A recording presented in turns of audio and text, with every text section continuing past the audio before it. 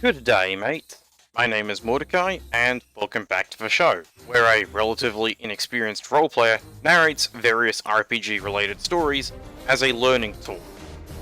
I sometimes like to think that we have all had at least one experience with some form of favoritism, whether that be in general life or at the table. Favoritism is largely undesirable since it can badly affect the balance of the game at the table, often skewing power and resulting in a power fantasy without the agreement of the other players. Plus, if favoritism and power fantasy are put on display in front of new or inexperienced players, it can form bad experiences that cause new players to drift away from the hobby entirely. Today's story provides us with a valuable case study on why favoritism and enabling a power fantasy scenario can result in disaster for the table, and how it can negatively impact the shared experience of the players at the table, including the Dungeon Master. So, just how bad could such an experience get? Let's find out. Before we get started with the narration, if you like my content and want to see more of it, be sure to subscribe and like the video. It's free, and you can always change your mind later. Enjoy! Let's delve into the often terrifying world of r/RPG-Horror-Stories. Today's story is titled, When That Guy is the DM's Fiance, and is written by Lighthearter. Hello Reddit and internet peoples. I've been sitting on this one for a few months, going back and forth because I wasn't sure how bad it really was. But you know what? Let's go. Spoilers for Lost Mines of Phandelver, but I'm betting most of us have already played it or otherwise spoiled it. So, I've been a forever DM since I was a teenager, starting with online homebrew groups and 3.5 D&D. It's a long story as to how, but ultimately I was able to start a group a year ago with my wife, and through that group, we met a girl I'll call the DM, because she went on to start the campaign I'm here to talk about. The cast is as follows. The DM, our Dungeon Master. Myself playing a Tempest Cleric, my wife playing a Soul Knife Rogue, a Ranger, who was a pretty cool guy overall, if a touch quiet, the Druid, who was Ranger's wife, a very nice woman, both her and Ranger were first-time players, and Paladin, DM's fiance, and our problem player. I had actually met Paladin before when interviewing DM to join my campaign, and I hadn't particularly liked him at the time, but I am admittedly pretty suspicious of most people, so I tried to keep myself on a leash. My wife and I arrived at DM and Paladin's apartment on time the first day, but Ranger and Druid were running late for super understandable real-life reasons. The DM made food, chatted with us about our characters, showed off her cats, and generally was very entertaining to be around. Paladin, on the other hand, sat watching television and complained repeatedly about Druid and Ranger's delay and how he badly just wanted to start playing. Eventually, Druid and Ranger showed up. I had to help them make characters, as they were new. Paladin was returning from like 2nd edition, and the DM had never DM'd before. No problem, I like helping new players. We drew up characters for the two of them, though Paladin's was already together. Later, I would find out that this was also completely messed up, but we'll get to that. I made sure to try to defer everything I could to the DM, and made it clear that I didn't want to overstep my bounds and take over the table, but she assured me that she was grateful for any help I was willing to offer. Character introductions went well. We did a standard tavern meet for the entire gang. Paladin didn't participate much, but again, that's not abnormal. He did attempt to intimidate an NPC at one point though. DM asked what he was saying or doing, and he irritably snapped at her, "What do you want me to say? I'm trying to intimidate him, okay?" She immediately went to calm him down, but that set the tone for a lot of their interactions over the course of the campaign. It is worth noting in here that Paladin also comes from the old school D&D style of Paladins. Lawful good is a requirement. Total white knight justice and goodness kind of stuff. That's great if it makes you happy, and I can see the appeal. But he would constantly say, "Since a Paladin has to be lawful good," and would argue any attempt to update him on the changes since then. Perhaps ironically then, he was extremely greedy, constantly trying to pull money together for new armor for himself, to the point where he got mildly miffed that my chaotic good cleric donated a large sum he'd recovered to the Phandelin Temple with no expectation of repayment. I never called him out on how my character was more of a paladin than his though, partially because people can play however they want, and I'm not loyal to an alignment chart's particulars, and partially because actions speak louder than words. The next session, we got into combat with a group of goblins. Paladin got a kill with a javelin, and when the DM asked, "How do you want to do this?" the Paladin proceeded to growl at her about, "I threw a javelin. What do you want?" At this point, I had already decided that he wasn't the role-playing sort, which is fine, but the aggression was turning up my nose. Paladin was also on his phone a lot during the session, showing memes and links to Ranger and Druid, which became a consistent pattern for the rest of the game. He excused himself to go to bed early about halfway through, but the rest of us kept playing, and that was honestly the best session of the lot, with some great moments both for combat and character. I really liked Ranger and Druid, and the DM is genuinely a great person to be around. The third session started with the DM double-checking some stuff on Paladin's sheet while people were arriving. She asked what his attack modifier was, and after he told her, he mockingly repeated the question back, rolling his eyes.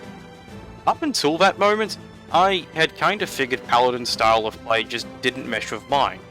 But I'd rather drink antifreeze than treat my wife anything like that, especially in front of company. This was where my opinion really began to sour about the Paladin. I won't do a play-by-play of every session, but both the DM and Paladin had their fair share of issues leading up to the end. On Paladin's end, he was constantly on his phone, barely paid attention, got aggressive with every NPC, his roleplay was limited to "because of my backstory." He would interrupt other players when speaking and talk as loudly as was necessary to drown them out, and got extremely upset every time he took a hit, constantly protesting that his armor class was 18. How did they get that number? This was at its most notable when he solo charged into a side room during a dungeon crawl, was met by 2 hobgoblins, and they landed 4 hits on him the next turn, and instantly downed him. The rage was incredible, and he literally left the table whilst cursing the DM. My wife gave him a health potion to bring him back up when he returned to the table, but he refused to do anything for the rest of the combat, only sitting in the back rooms while I had to frontline the boss to protect our squishies. I actually went down as well in that session, and was totally cool about it since I had done something completely reckless. The Druid and Ranger saved my character's life, and I made that a cornerstone of my roleplay with the party going forward. Meanwhile, Paladin never acknowledged anything about my wife's efforts. In fact, he personally blamed the DM and justified his reaction by saying she never warned him about the hobgoblin's stats. Shortly thereafter, it came out that Paladin didn't know how spell preparation or spell slots worked, which was bizarre since he'd cast spells several times already. On top of that, we were all about level 5 and he hadn't picked a subclass. at all. So I had to go over the table and explain how subclasses, spell prep, spell slots, and a lot of other things worked, which wouldn't have been an issue if he'd let me help him earlier in the process. Unfortunately, the DM wasn't blameless either. She put a ton of emphasis on my character's backstory, which I personally appreciate, and objectively it wasn't too bad, but no one else was getting anything close to what I was. I didn't consider it a problem initially because the new players didn't have much, and sometimes arcs happen in sequence. It did, however, become an issue when she started making mistakes with my biography. For some reason, the goddess I explicitly wanted to have a somewhat opaque relationship with was basically on speed dial. The very first time he prayed, she literally appeared to him in a vision, and every subsequent time, there was an immediate response. And when it came to Paladin, NPCs somehow kept liking his character despite how abrasive it was, and I'm not convinced that there wasn't some role fudging going on, especially after the Hobgoblin incident.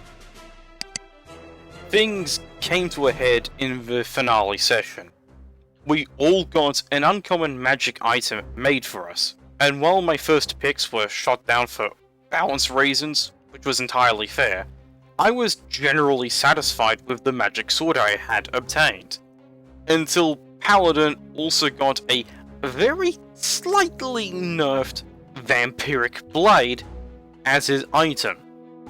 A legendary magic item, maybe very rare after its nerf. Later in the session, Ranger asked me some questions about my backstory elements that were being brought up, and as I was trying to roleplay with him, the Paladin started to loudly talk over us about out-of-character stuff. The DM actually shushed him. The first time I've seen her cut him off, and he literally pouted and whined about it, sulking for the entire rest of the exchange. This entire time, my wife and I had been going back and forth about whether to continue playing or leave. We're both well acquainted with the no D&D is better than bad D&D mantra, and while she hasn't had the experiences with toxic players I have had in my longer career, she still recognized a lot of the signs I saw. We really liked everyone else at the table though, so we figured we'd at least stick out the one arc and reevaluate afterwards. I also sent a message to DM bringing up the discrepancy in magic items and trying to politely say that it felt unfair, without trying to accuse her of favoritism outright. Alas, there was no afterwards. The DM called off the game after that session, and all the players agreed they didn't feel the need to get together for an epilogue send-off. The DM also withdrew from my own game, and while I'm not sure if it was related to the message I sent, I can't help but suspect it. There's evidence both ways, but she did sound open to joining my Strahd campaign for a bit. I would still allow her in if she came to me again, and I regret that we didn't see Druid and Ranger ever again. I hope their experience with Paladin didn't sour them on D&D, but I strongly suspect it did. It was pretty clear to me the whole time that he didn't particularly want to play, but also wanted the attention of the table, and the DM either couldn't or wouldn't control him as necessary.